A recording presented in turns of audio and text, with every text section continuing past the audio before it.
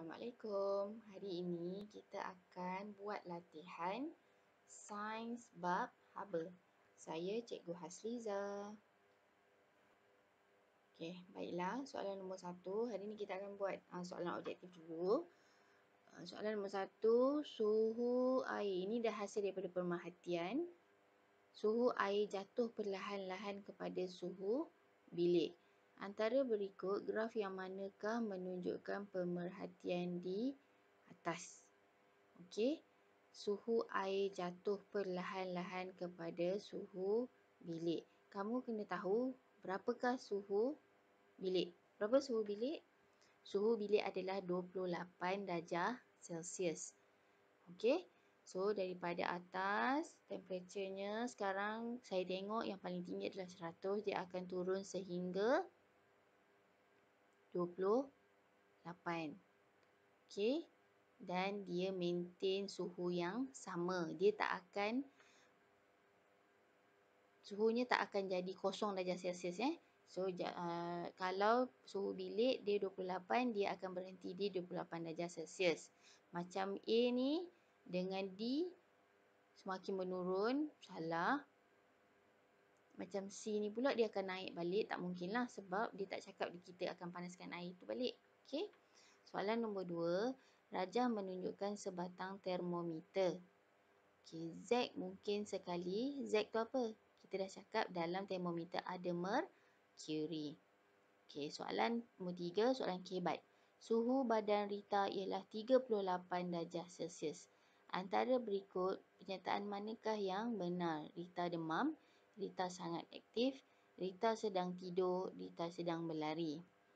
Okey, manusia, suhu badan yang normal adalah 37. Jadi kalau lebih daripada 37, maksudnya Rita demam. Okey, walaupun kamu sedang tidur, sedang berlari, sedang aktif, suhu badan kamu tidak akan berubah kecuali kamu demam. Soalan nombor 4, rajah menunjukkan satu penyiasatan. Okey, ada 2 cawan yang diletakkan ais. Okey, kalau diperhatikan di sini, cawan yang sebelah kiri tu mula-mula suhu dia negatif 30 darjah Celsius, maksudnya sejuk sangat. Selepas 10 minit, kamu rasa berapa suhu dia? Okay, apakah bacaan termometer pada akhir penyiasatan? Berapa? 100? Tak mungkin kan? 100 tak mungkin sebab kita tak buat pendidihan. Okey. Berapa? 60 ke? 37 ke? 0. 0 darjah Celsius sebab selepas 10 minit ais itu masih ada. Dia belum habis cair lagi. Okey. 0 darjah Celsius tu sejuk 37 adalah dah panas. Betul tak? Sebab suhu bilik 28, jadi atas 28 dah semakin panas. So, bila ais tu kita pegang sejuk, dia maksudnya dia bawah 28. Okey, nombor 5. Skala biasa bagi suhu termometer makmal ialah. Okey, berapa skala dia? Daripada berapa sampai berapa?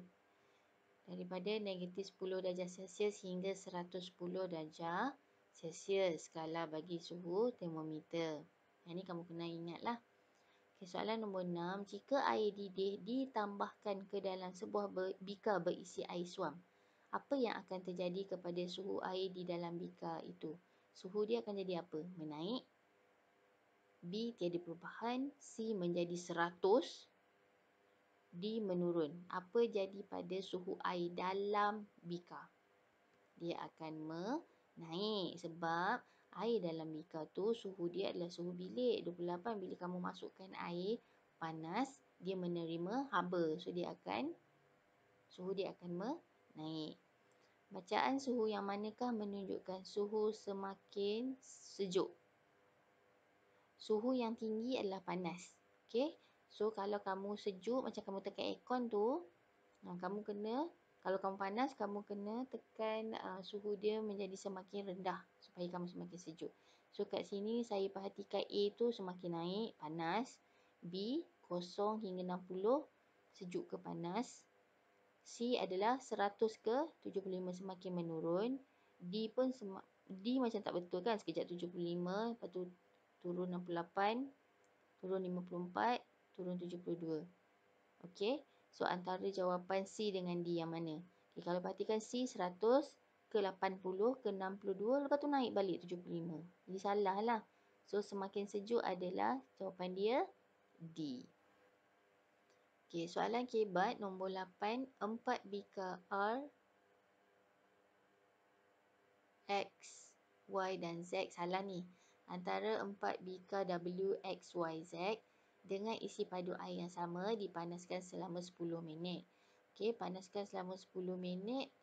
W, suhu dia 40 darjah Celsius. X 80 darjah Celsius. Y 60 darjah Celsius. Z 70 darjah Celsius. Apa yang akan terjadi jika pemanasan diteruskan selama 15 minit lagi? Okey. Jawapan A, air di dalam bikar W akan mendidih dahulu. W ke akan didih dahulu? Yang mana yang paling tinggi suhu dia? X kan? Jadi X lah sepatutnya mendidih dahulu. Okey, jawapan dia B. Air di dalam bikar X akan mendidih dahulu. Nombor 9. Jadual di bawah menunjukkan keputusan dari suatu penyiasatan. Bikar yang manakah mempunyai haba yang paling banyak? Okey, yang mana haba yang paling banyak? Kalau kamu perhatikan, suhu semua sama, 70 darjah Celsius, tapi isi padu air berbeza. Okey, isi padu X lebih banyak, 200 cm padu. Yang paling sikit Y, 80 cm padu. Jadi yang manakah yang mempunyai haba yang paling banyak sekali? Bikar X, sebab air dia, isi padu dia lebih banyak. Walaupun suhu dia sama, semua bikar, tetapi jika isi padu air itu lebih banyak, maka kita boleh katakan bikar tersebut mempunyai haba lebih banyak. Objek mengembang apabila dipanaskan.